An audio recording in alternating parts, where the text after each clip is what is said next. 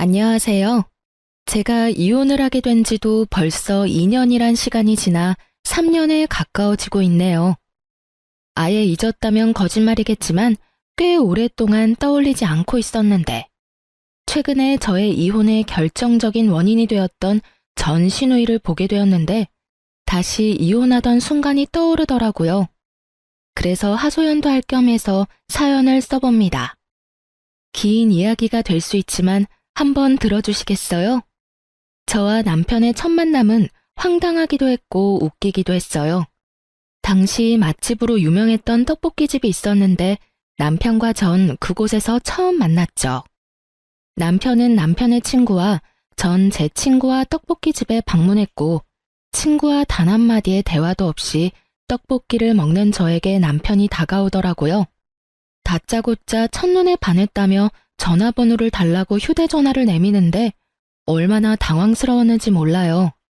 제 입가에 떡볶이 국물이 묻은 것이 다 느껴지는데 그런 모습을 보고도 첫눈에 반했다니. 이 남자도 정상적인 사람은 아니구나 싶더군요. 그러면서도 그 비정상적인 남편의 모습이 꽤 좋더라고요. 나의 추한 모습을 보고도 첫눈에 반했다는 남자. 부담스럽게 느껴지기보단 매력적으로 느껴지더라고요. 그래서 전 입을 가린 채 전화번호를 찍어주었고 연락을 주고받게 되었어요. 그렇게 저희는 가볍게 만나보며 3달간 서로를 알아보는 시간을 가졌고 그 후엔 자연스럽게 진행되었어요. 남들과 같이 불타는 연애 기간을 거쳐 결혼까지 하게 되었죠. 결혼 이야기가 오갈 당시 한 가지 걸리는 부분이 있었는데 그건 다름 아닌 남편의 가족 관계 때문이었어요. 남편은 누나만 3명인 그야말로 아들 귀한 집에 막내 아들이라는 사실이 꽤 걸리더라고요. 이세 문제는 시모가 아들 못 낳는 서러움이 컸던 터라 딸이든 아들이든 원하는 시기에 하나만 낳아서 잘 키우면 된다고 말해준 덕분에 안심이 되었지만 문제는 신우가 셋이나 된다는 것이었어요. 결혼하는 순간 시모가 1명이 아닌 3명이 될 것만 같은 그런 느낌적인 느낌이 쉽사리 사라지지 않더라고요. 제가 알게 모르게 걱정하는 눈치니 남편이 이렇게 말하더군요. 자기가 그렇게 걱정할 필요 없어. 누나들 다 시집가서 애 키우고 산다고 나한테 신경 쓸 겨를이 없거든. 다들 본인 가정 지키며 산다고 바빠. 전 이런 남편의 말을 믿고 결혼을 하게 되었고, 남편의 말대로 신우들은 저희 부부에게 무관심에 가까울 정도로 관심이 없었어요. 그 흔한 안부 연락조차 없더군요. 가끔 제가 안부차 연락이라도 드리면 연락해준 건 정말 고마운데 앞으론 굳이 이러지 않아도 된다며 저를 위해 주셨고, 전 오로지 부부 사이만 신경 쓰며 행복한 신혼생활을 즐기고 있었어요. 그렇게 행복한 4년이 지나고 잘 사는 줄만 알았던 둘째 시누이가 남편의 외도로 인해 갑작스럽게 이혼하게 되었고 새로운 둥지를 시댁에 틀게 되며 저희의 다툼은 시작되었어요. 이혼하고 돌아온 둘째 시누이는 전혀 다른 인격의 사람이 되어 있었고 그 예민함은 말로 할 수 없는 정도였죠. 가끔 시댁에 가는 날이면 저를 향한 안 입고 온 시선과 함께 어떻게 해서든 트집을 잡고 싶어 안달이 난 사람처럼 꼬투리를 잡기 시작하는데 정말 미칠 지경이었어요. 한날은 남편이 퇴근이 늦어져 예상했던 시간보다 시댁에 늦게 도착하게 되었고 엄연히 제 탓도 아닌데 저를 나무라기 시작하더라고요. 왜 이렇게 늦어? 집안에 제일 어린 것들 때문에 도대체 몇 명이나 밥도 못 먹고 기다리는 거야? 아, 죄송해요. 많이 시장하시죠? 이 사람이 생각보다 퇴근이 늦어지는 바람에 조금 늦었네요. 그걸 변명이라고 해? 그러면 올케라도 먼저 와서 어른들 식사 준비를 했어야지. 이게 뭐야? 올케가 늦는 바람에 내가 식사 준비 다 했잖아. 혹시 올케 일부러 늦은 거 아니야? 일하기 싫어서? 아니에요, 형님. 이 사람한테 물어보세요. 정말 이 사람이 금방 마친다고 해서 기다렸는데 생각보다 지체되는 바람에 늦은 거예요. 전 억울함을 토해내며 남편을 향해 얼른 돕지 않고 뭐하냐는 눈빛을 보냈고 이런 제 마음을 알아챈 남편이 제 말에 동의를 하며 제 편을 들어주더라고요. 비록 그 동맹은 길지 않았지만요. 아니야, 누나. 나영이는 진짜 나 퇴근하기 전부터 회사 앞에 와서 기다렸는데 내가 갑자기 일이 생겨서 늦었어. 갑자기 생긴 일이라 나영이한테 연락해줄 틈도 없었고. 그래서 나영이는 그저 기다릴 수밖에 없는 상황이었어. 어머, 얘 봐라. 너 꼴에 지금 네 와이프 편을 드는 거니? 이혼한 누나 앞에서 참 잘하는 짓이다. 아니, 누나, 그게 아니라 나는 그냥 누나가 오해하고 있길래 우리 상황은 그랬다고 설명해주는 거야. 그래? 그러면 알겠어. 자칫하면 나 서운할 뻔했잖아. 그건 그렇고 다음부턴 아예 따라와. 그럼 늦을 일도 없을 거 아니야. 형님, 저 회사에서 여기까지 오려면 버스 2번이나 갈아타야 해요. 그게 왜? 내가 갈아타는 것도 아닌데 내가 그것까지 신경 써야 해? 순간적으로 전 제 귀를 의심했습니다. 이 무슨 이기적인데 싹수까지 없는 말인가요? 이럴 때야말로 남편이 나서 한 소리를 해줘야 하는 타이밍인데 남편 놈은 누나에게 핀잔 한 번 얻어먹었다고 저와 눈도 마주치지 않으며 온몸으로 이 상황을 회피하고 있더군요. 아니, 형님, 무슨 말을 그렇게 섭섭하게 하세요? 내 말이 뭐? 내 말이 틀렸어? 형님 말대로라면 형님이 음식을 하든 말든 제가 하는 것도 아닌데 남편 차 타면 편하게 올 수 있는 시댁을 왜 제가 버스를 2번씩이나 갈아타면서 일찍 와야 해요? 그렇지 않나요? 뭐야? 그야 당연히 올케가 며느리니까 일찍 와서 어른들 식사 준비해야 할 거 아니야. 그렇게 치면 며느리보다 자식이 자기 부모님 먹을 음식 준비해야 하는 게 더 당연한 거 아닌가요? 효도를 해도 며느리보다 자식이 더 해야죠. 뼈를 깎아가며 키워낸 건 며느리가 아니라 자식이잖아요. 시누이는 논리에서 밀린다 싶으니 막무가내로 소리를 지르며 밀어붙이기 시작했고 저 역시 그간 쌓인 게 많았던 터라 물러서지 않고 맞섰어요. 야, 너 말 다 했어? 어디서 말대꾸야 말대꾸가? 야라니, 아무리 감정이 많이 상한 상태라고 해도 말은 좀 가려가면서 하시죠? 왜? 야라고 하면 안 돼? 너 나보다 나이도 어리잖아. 말이 아다르고 어다른 건데 굳이 반말하면서까지 제 기분 상하게 말할 필요는 없다는 말을 한 거예요. 지금 나 가르쳐? 네가 뭔데 나한테 이래라 저래라야? 형님이 다른 사람한텐 그런 식으로 말한다면 저도 상관하지 않죠. 저 하나 먹고 살기도 바빠 죽겠는데 미쳤다고 제가 상관하겠어요? 그런데 지금은 형님이 저한테 그런 말을 했고 제 기분이 나빴으니 충분히 말할 수 있는 상황이죠. 제가 당사자니까요. 한마디도 지지 않고 자신의 누나한테 말대답하는 제 꼴이 보기 싫은 것인지 남편은 버럭 화를 내며 시누이 편을 들더라고요. 당신 지금 누나한테 이게 무슨 말버릇이야? 당장 누나한테 사과하지 못해? 전 너무 황당해 코웃음만 나오더군요. 남편은 저에게 사과를 강요했고 전 그런 남편의 말을 무시한 채 시댁에서 머물 때 쓰는 저희 방으로 들어가 버렸습니다. 뒤이어 남편이 따라 들어오고 자신이 생각해도 너무했다 싶었는지 늘 하던 식상한 멘트를 날리기 시작하더라고요. 당신도 잘 알잖아. 내가 말은 그렇게 해도 당신 편이라는 걸. 요즘 누나가 상황이 그렇다 보니까 좀 많이 예민해. 당신도 알다시피 누나가 원래 그런 사람은 아니었잖아. 그러니까 당신이 조금만 이해해줘. 이 시기만 지나면 곧 괜찮아질 거야. 응? 남편의 말을 듣고 있자니 짜증이 확 솟구치더군요. 그런 게 어디 있어? 형님은 원래 그런 사람이 아닌 게 아니라 애초에 그런 사람이기에 지금 저렇게 행동하는 거야. 알겠어? 그리고 내가 처음부터 이랬어? 나도 처음엔 형님 잘 대해주려고 애썼어. 그런데 나만 애쓰면 뭐해? 상대방은 나랑 잘 지낼 생각조차 없어 보이는데. 내가 무슨 형님 봉이야? 형님 샌드백이야? 왜 애꿎은 나한테 화풀이를 하시냐 이 말이야.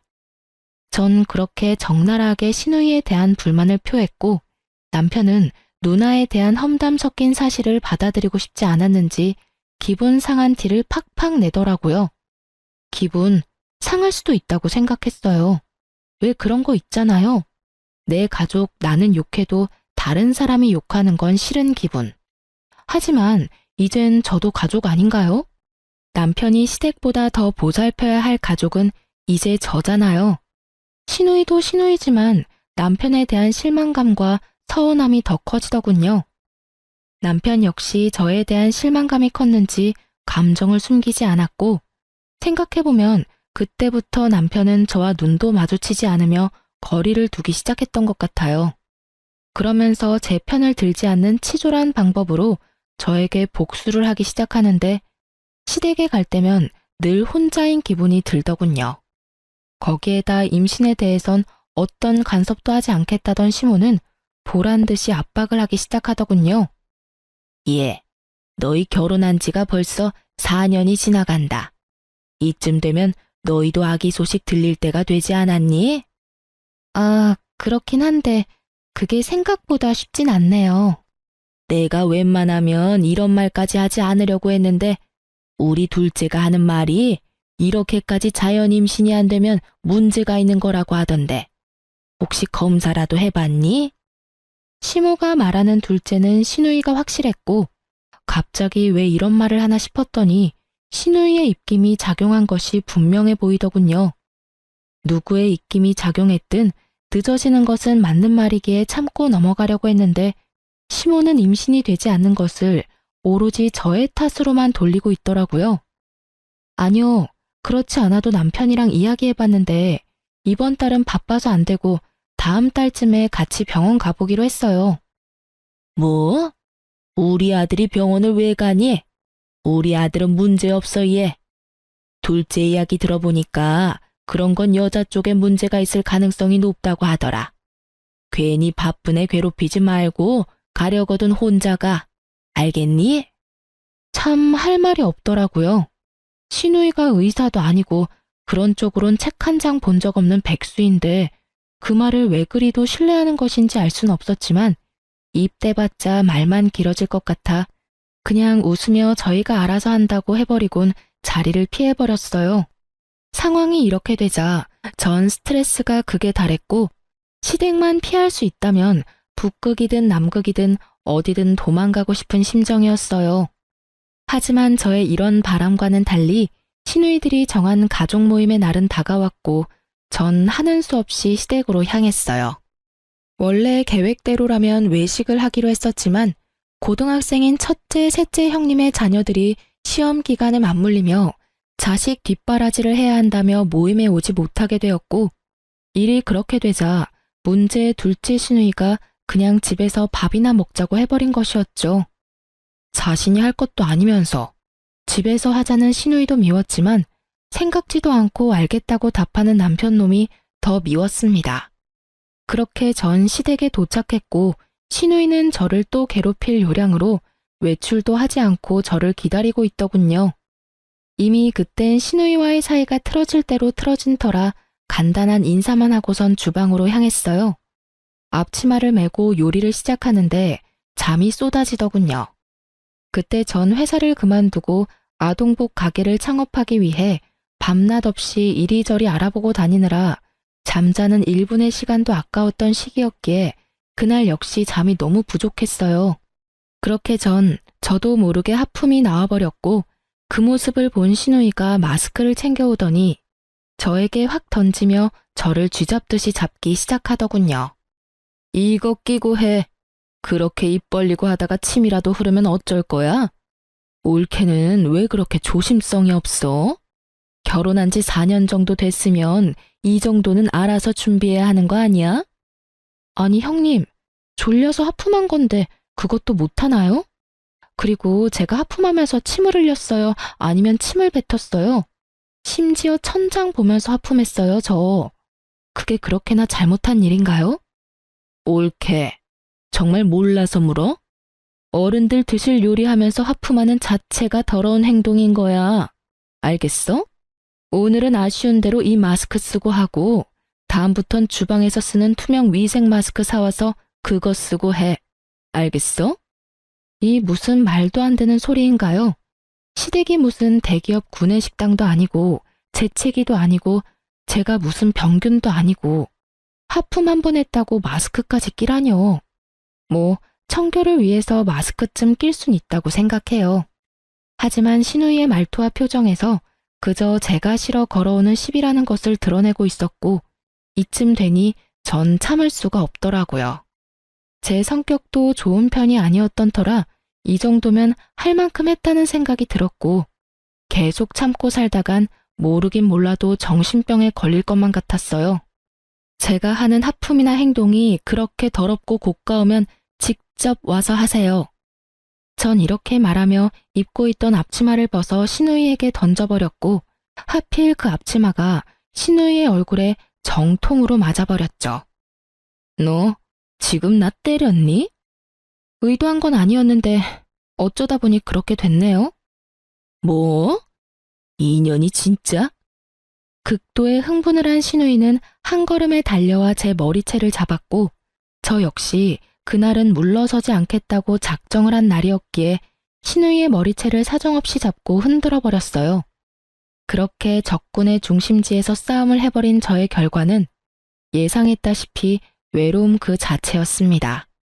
시모는 간섭도 하기 싫다는 눈빛으로 혀끝을 차고 방으로 들어가 버렸고 남편이라는 놈은 일방적으로 저만을 제지하며 누나 편을 들기 시작했어요. 당신 진짜 미쳤어? 어떻게 신우이 머리채를 잡을 수가 있어?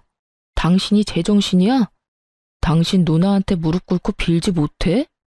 당신은 왜 내가 당신 누나 머리채까지 잡았는지는 전혀 궁금하지가 않구나. 내가 오죽했으면 이렇게까지 할까 이런 생각은 안 해? 하긴 그런 생각조차 한 적이 없는 사람이니까 지금 이 순간에도 그딴 말도 안 되는 소리나 하고 있겠지. 뭐라고? 너 진짜 이딴 식으로 굴 거야? 마지막으로 기회를 줄게. 지금 당장 우리 누나한테 무릎 꿇고 빌어. 감정을 억누르며 말하는 남편 놈을 보고 있는데 제 서러움은 폭발해버렸고 전 더는 시댁에서 있을 필요가 없다는 생각이 강하게 들더라고요. 그래서 전 남편에게 한마디 해주고선 제가 하던 음식을 다 버려버리고 시댁을 나와버렸습니다. 내가 한 음식은 형님이 더러워서 도저히 먹을 수가 없다네. 그러니까 이건 다 버릴게.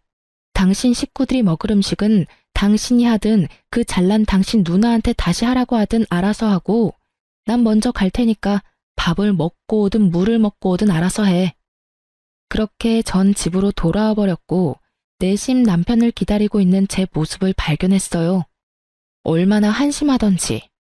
그런 꼴을 당하고도 남편을 기다리는 내 모습이라 생각보다 참 비참한 일이었어요. 기다리지 말아야지 하면서도 다시 기다리게 되고 그렇게 얼마나 시간이 흘렀을까요? 애증의 남편이 집으로 돌아왔고 저를 달래주기는커녕 무시하기 시작하더군요. 기대하는 바가 없어 실망할 것도 없다 싶었는데 서운한 마음이 드는 건 어쩔 수가 없더라고요. 생각해보면 전 그때까지도 남편을 사랑했던 것 같아요. 각방을 쓰면서도 이혼은 생각하지도 않고 있었으니까요. 이혼 고민은 아예 생각조차도 하지 않았다면 거짓말이겠지만 고민의 끝은 늘 그래도 참고 살아야지였어요. 그렇게 각방과 함께 무건수행하는 날들은 길어지고 있었고 화장실조차 따로 쓰고 있었어요. 남편은 거실, 저는 안방에 있는 화장실을 쓰고 있었죠. 그러던 어느 날 남편이 쓰던 화장실 변기가 고장이 났고 하는 수 없이 제 화장실을 함께 쓰게 되었어요. 남편은 평소 화장실에 휴대전화를 가지고 가 오랫동안 앉아있는 것이 버릇이었는데 그날 역시 화장실로 들어간 남편은 출근 시간이 촉박해지자 허겁지겁 준비하고선 급히 집에서 나가더군요. 남편이 나간 후 저 역시 씻기 위해 화장실로 들어갔고 선반 위엔 남편이 깜빡하고 두고 간 남편의 휴대전화가 덩그러니 올려져 있더라고요. 전 남편이 현재 쓰고 있는 방에다 가져다 둬야겠다고 생각했고 휴대전화를 들어 올리는 찰나 전화가 오더군요. 주대리. 액정에 보이는 것은 주대리였어요. 순간적으로 드는 생각이 출근한 남편이 휴대전화가 없음을 알고 주대리의 휴대폰을 빌려 전화했구나 싶었죠. 전 그렇게 아무런 의심도 없이 전화를 받았지만 생각했던 남편의 목소리가 아니었죠. 아니, 정확히 말하자면 상대방이 아무 말을 안 하더군요. 쎄한 마음이 들어 다시 한번 누구냐며 말을 꺼냈어요. 여보세요? 여보세요? 말씀하세요. 저 이 휴대전화 주인 아내 되는 사람인데요. 저희 남편이 휴대전화를 두고 갔는데 알고 전화하신 거 아니에요? 아, 아니에요. 전화를 잘못 건 것 같네요. 그렇게 전화가 끊겼는데 이상하더라고요. 당연히 남자일 줄 알았던 주대리가 여자인 것도 이상했지만 무엇보다 이상했던 것은 떡하니 남편 휴대전화엔 저장되어 있는 번호인데 잘못 걸었다며 끊어버리니까요. 물론 남편과 아는 사이이긴 하지만 남편에게 전화를 걸려는 것이 아니었을 수도 있겠죠. 하지만 저의 직감은 무언가 큰 것이 저를 기다리고 있다는 느낌이 강하게 들더군요. 전 남편의 휴대전화를 살펴보기로 했고 평소 남편이 비밀번호를 바꿀 때마다 탁상용 달력 뒤편에 메모한다는 사실을 알고 있던 전 쉽게 남편의 비밀번호를 알아내 판도라의 상자를 열게 되었던 거죠. 그곳엔 제가 미처 알지 못했고 상상하지도 못했던 사실들이 가득하더군요. 잠금을 풀어낸 저는 주대리와 주고받은 대화부터 찾았고 그건 어렵지 않더라고요. 대화가 상단에 고정된 상태였으니까요. 주대리의 정체는 여러분이 생각하시는 대로 회사 동료가 아닌 현재 남편과 만나고 있는 상간녀였어요. 더 충격적인 건 상간녀는 신우이의 소개로 알게 되었다는 것과 그 여자 역시 유부녀라는 사실이었죠. 아무리 제가 밉고 마음에 들지 않는다고 해도 동생에게 여자를 소개시켜주다뇨. 그것도 유부녀를요. 심지어 본인이 남편의 외도 때문에 이혼까지 해놓고선 어떻게 친동생에게 외도를 종용할 수가 있는 것인지 참 어이가 없더라고요. 누굴 탓하겠어요? 친구까지 소개해주며 바람을 종용하는 년이나 꼬신다고 외도나 저지르는 놈이나 용서할 수 없는 건 매한 가지인걸요. 전 두 사람 다 절대로 용서할 마음이 없었고 저의 이런 굳은 심지를 더욱 굳건하게 만들어주는 메시지를 발견하게 되었어요. 그건 바로 신우이와 남편이 주고받은 메시지였는데 거기엔 신우이의 이런 말이 있더라고요. 너도 내 친구 만나면서 스트레스 좀 풀고 살아. 옳게 하는 꼴을 보니 너 숨도 못 쉬고 살 것 같더라. 내가 우리 동생 숨 쉴 틈 만들어주는 거야. 알겠어? 이런 누나가 어디 있니? 내가 생각해도 난 정말 세상에 둘도 없는 누나야. 네, 세상에 둘도 없긴 하겠더라고요. 자신이 남의 인생을 망치고 있다는 사실을 전혀 알지 못하는 신우이는 스스로에게 아낌없는 찬사를 보내고 있더라고요. 전 그렇게 괜찮다는 여자의 얼굴이 궁금했고 사진첩도 살펴보게 되었죠. 사진은 없을 수도 있겠다 생각했는데 친절한 남편놈이 상간녀의 폴더까지 따로 만들어 사진들을 모아놨더라고요. 거기엔 상간녀와 함께 찍은 사진들로 가득했고 상간녀의 독사진 중엔 가운을 입은 사진이 있었는데 그 사진을 통해 상간녀가 한의사라는 사실을 알게 되었어요. 유니폼에 적힌 상호로 검색을 해보니 운이 좋게도 그 한의원은 부부가 운영하는 한의원이더라고요. 얼마나 기쁘던지. 전 모든 증거를 사진으로 남겼고 이혼을 위한 준비를 시작했습니다. 일단 하루 날을 잡고 친정으로 가 모든 사실을 미리 부모님께 말씀드렸어요. 신우이가 이혼하게 된 후 어떤 일들이 있었고 저 역시 행동을 어떻게 했는지, 그래서 현재 상황은 어떠한지, 그렇기에 앞으로 어떻게 할지에 대해 부모님께서 최대한 충격을 받지 않으시게 설명을 해드렸고 엄마는 이런 말씀을 해주셨어요. 우리 딸 그동안 많이 힘들었겠네. 엄마랑 아빠는 상황이 어찌 되었든 간에 네 뜻을 존중해. 말이야 바른 말이라고 네 인생 네가 살지 우리가 살아주는 건 아니잖아. 그러니까 우린 신경 쓰지 말고 네 뜻대로 해. 네가 하고 싶은 대로 하면 엄마랑 아빠는 네 뒤에서 아낌없이 응원해 줄게. 알겠지? 고마워 엄마. 그리고 아빠. 이혼을 결정하고 난 뒤 가장 걱정스러웠던 건 부모님의 반응이었는데 그것이 잘 해결되고 나니 거침이 없어지더라고요. 전 바로 다음날 한의원으로 찾아갔어요. 그날은 상간녀는 쉬고 그 남편만 진료를 보는 날이었고 전 저의 진료 순서가 마지막이 될 수 있게 마지막 진료 시간에 맞춰서 병원에 방문했습니다. 계획대로 전 마지막 환자로 진료실에 들어가게 되었고 드디어 상간녀의 남편을 마주할 수 있었어요. 상간녀의 남편은 친절하게 저의 상태를 물어왔고 전 외도 증거들을 내밀며 이렇게 말했어요. 어디가 불편하셔서 오셨을까요? 제가 요즘 이것들 때문에 화병이 날 것만 같아서 찾아왔어요. 한번 봐주시겠어요? 제가 내민 증거들을 살펴보던 상간녀의 남편은 굳은 표정으로 저에게 묻더라고요. 상황이 좋진 않네요. 그렇죠? 거기다가 두 사람이 어떻게 만나게 된 줄 아세요? 신우이라는 인간이 자기 친구를 자기 남동생한테 소개해줬다고 하더라고요. 그러니 제가 억장이 무너지고도 남겠죠? 요즘 외도 중인 남편 눈만 생각하면 잠도 안 오고 계속 화만 나고 이러다 제 명예는 못 살 것만 같아서 찾아오게 됐어요. 그래서 제가 어떻게 하면 될까요? 저를 좀 도와주셨으면 좋겠어요. 어떻게 도와드리면 될까요?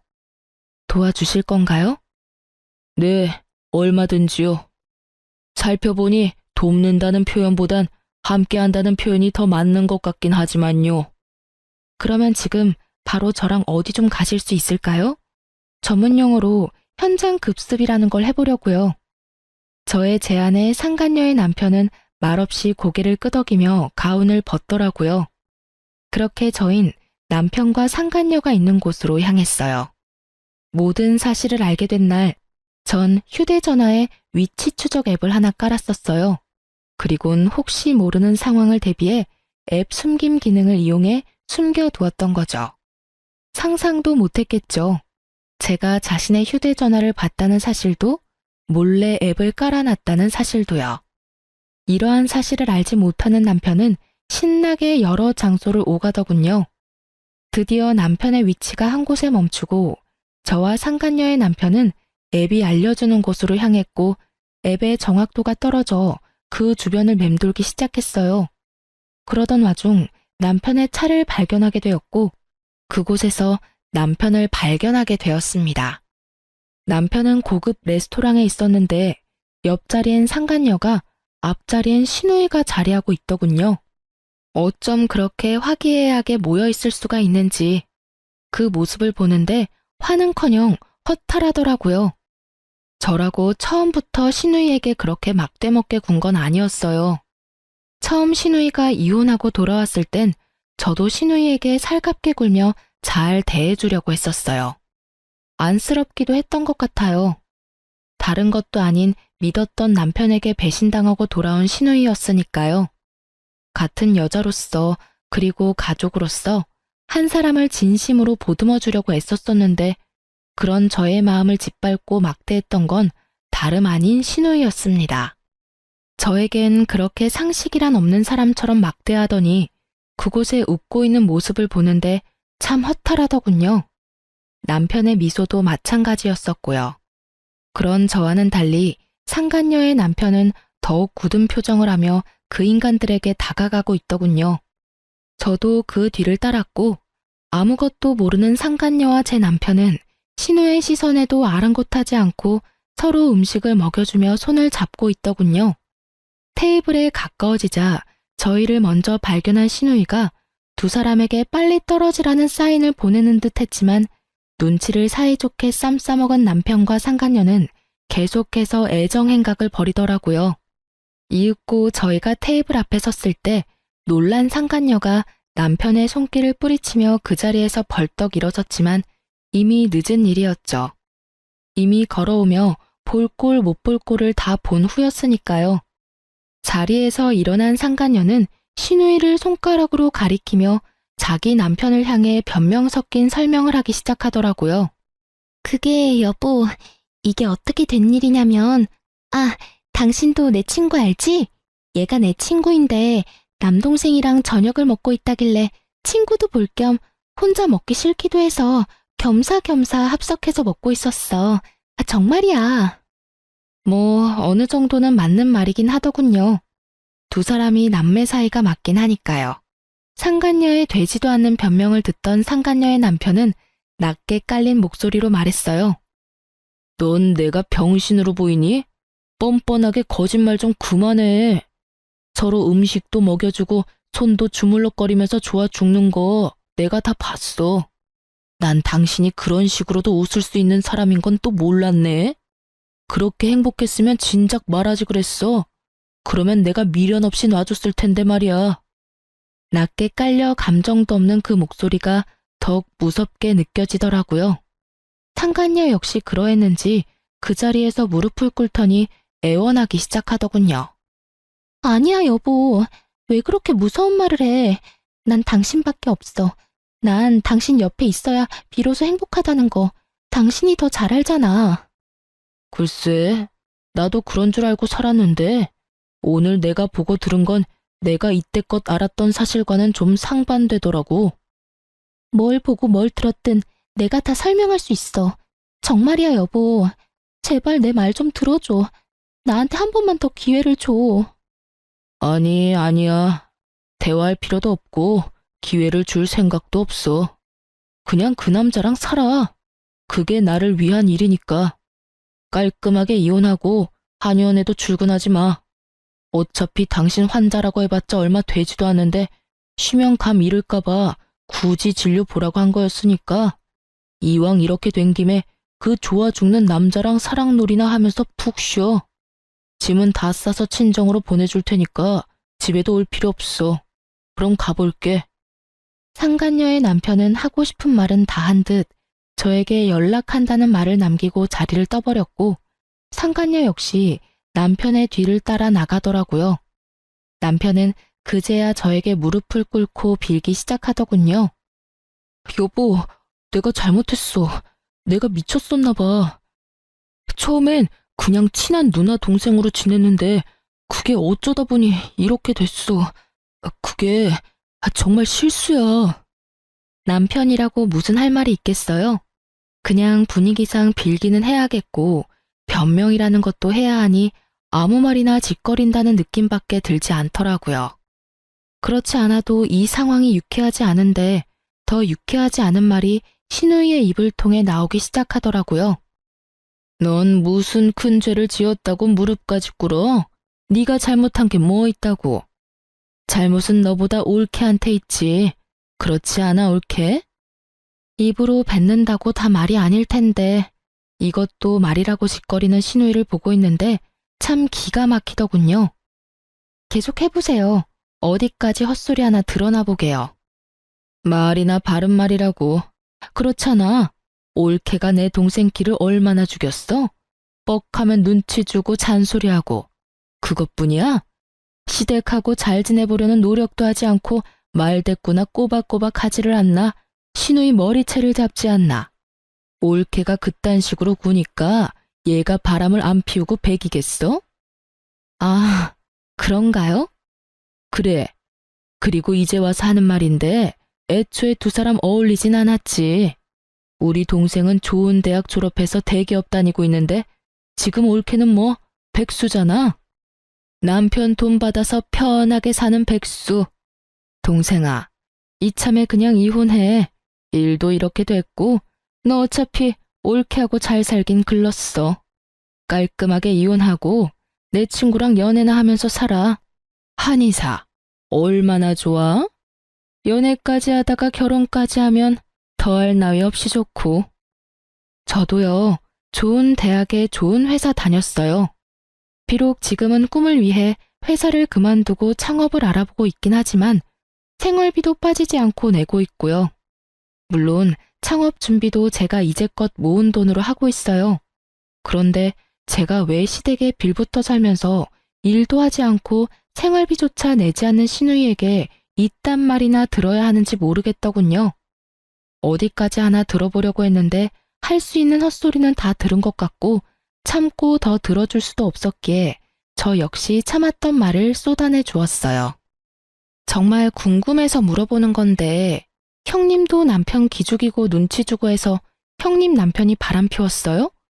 그래서 이혼까지 당했고요. 뭐야? 너 말 다 했어? 다 했겠냐? 아직 한참 남았으니까 할 말 있으면 그때 해. 이혼당하고 친정에 빌붙어서 살면 조용히나 살지 이게 무슨 짓일까? 아무리 생각해도 내가 이해가 안 돼서 그래. 동생이 바람 피운다고 해도 말려야 할 판국에 여자를 소개해줘? 바람 피우라고 부추겨? 참 대단하다 대단해. 야, 너 진짜 내가 가만 안 둬? 나는 뭐 널 가만두고 싶어서 가만히 있는 줄 알아?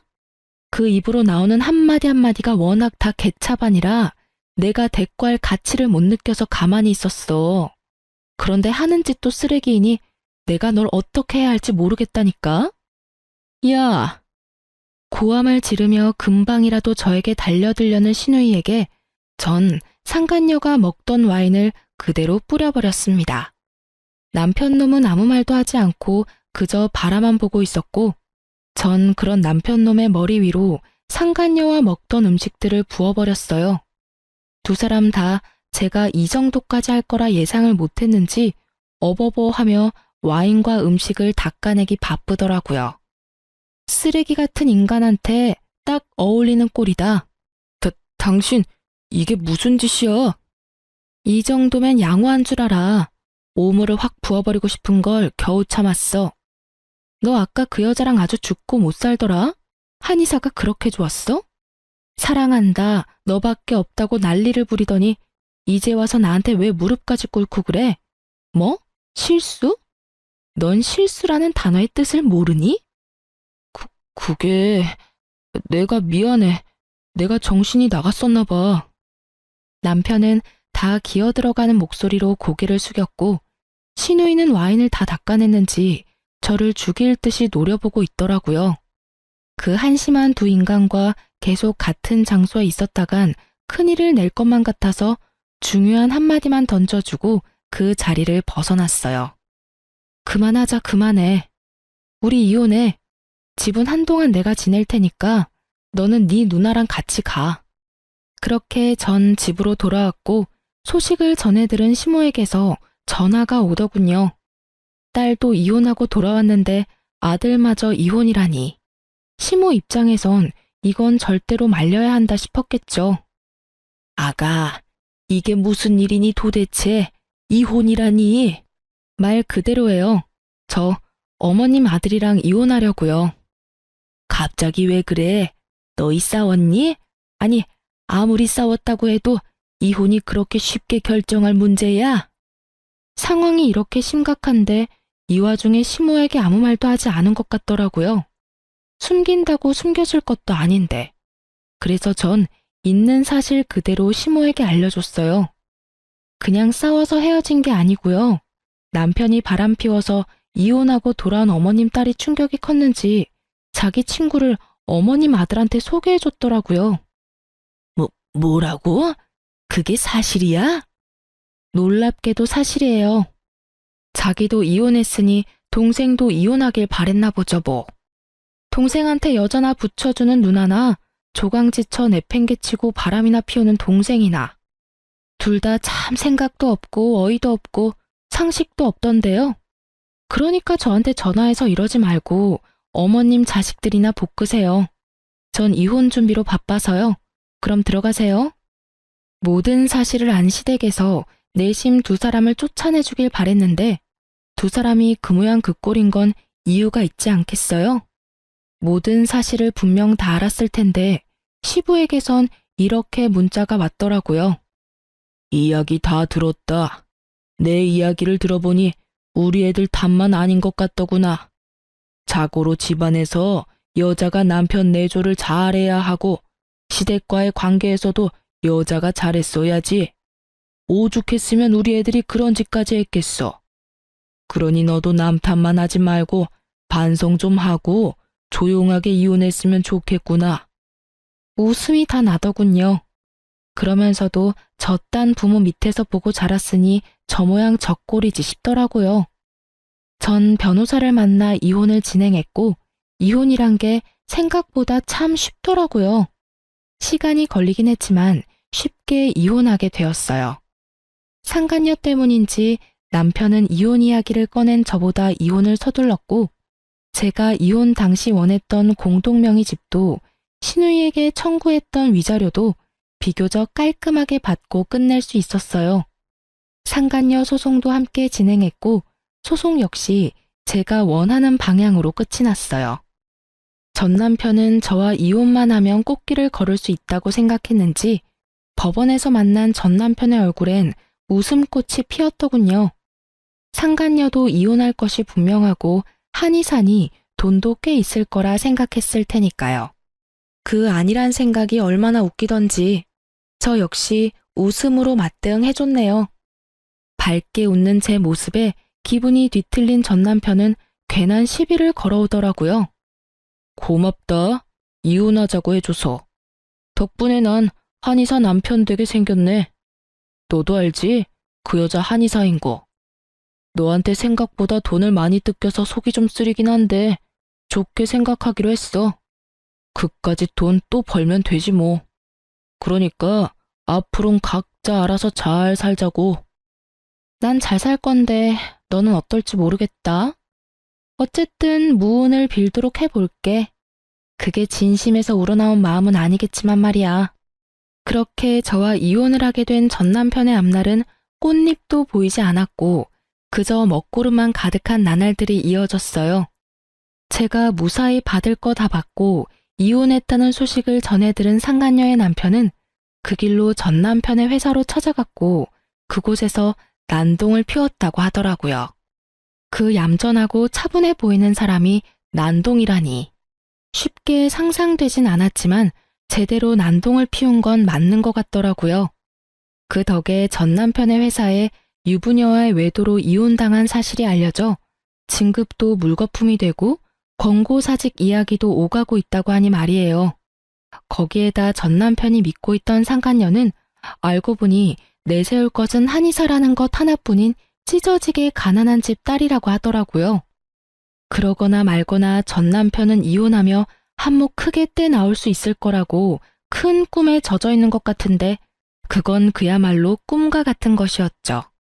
가난한 집 딸은 시집을 갈 때 맨몸으로 시집을 가게 되었고 그런 상간녀를 너무 사랑한 상간녀의 남편이 집안의 반대에도 불구하고 결혼을 진행했다고 하더군요. 1년도 채 되지 않는 짧은 결혼 생활에 나눌 수 있는 재산은 없었고 상간녀가 누리고 있던 집, 차, 심지어 한의원까지 전부 남편의 명의였기에 상간녀는 그야말로 한의사라는 타이틀 하나만을 가지고 맨몸으로 이혼을 당했다고 하더라고요. 그나마 있던 돈도 저에게 위자료로 주었으니 알거지나 마찬가지였죠. 이제 남은 건 한의사라는 타이틀이었는데 그마저도 쓸모없게 돼버렸지 뭐예요? 그 업계에 상간녀의 전 남편이 이혼했다는 소식과 함께 상간녀가 얼마나 추악한 짓을 하고 돌아다녀 이혼당하게 되었는지까지 소문이 다 나버렸다고 하니까요. 아마 한동안 취업은 어려울 것이라고 하더군요.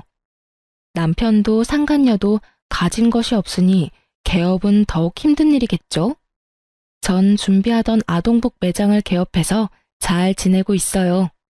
운 좋게도 맘카페에 소문이 좋게 나서 매출이 꾸준하게 상승하고 있어요. 사연 처음에 말씀드렸다시피 전 신우이를 마주하게 된 것은 이 아동복 매장이었는데요. 글쎄 전 신우이가 아이 옷을 사러 왔더라고요. 제가 알기론 전 신우이의 아이는 아동복을 입을 나이가 아닐 뿐더러 자기 배 아파서 낳은 자식도 버리고 이혼한 여자가 애 옷을 살 리가 없을 텐데 이상했어요.